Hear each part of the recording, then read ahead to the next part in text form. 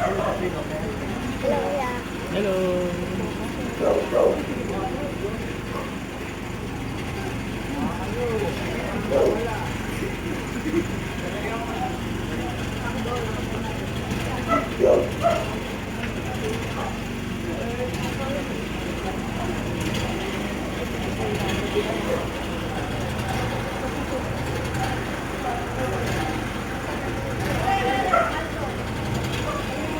Ang ikapitong istasyon, si Jesus ay tinulungan ni Simon ng Sirene, kahilingan, para sa lahat ng tao, upang ituring nila ang kalikasan ay nilikha ng Diyos at tungkulin ng bawat isa na pangasiwaan at dinangin ito ng ayon sa kalooban ng Diyos.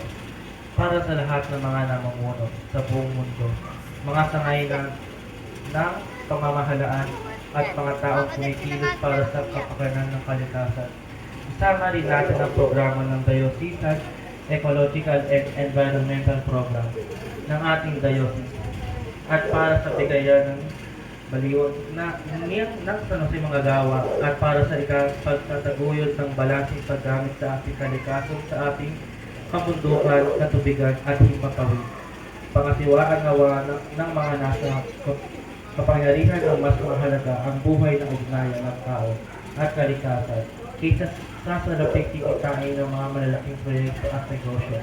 Para sa buong angkan ng Alvarez na nakikibahagi ngayon sa ating panalangin.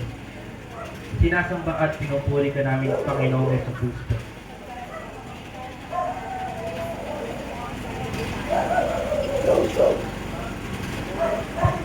Ang mabuting balita ng Panginoon ayon kay San Marcos. Nakasalubong nila ang isang lalaking galing sa bukid, si Simona taga Sirene, ama nina Alejandro at Rufo. Pilit nilang ipinapasal sa kanya ang krus ni Jesus.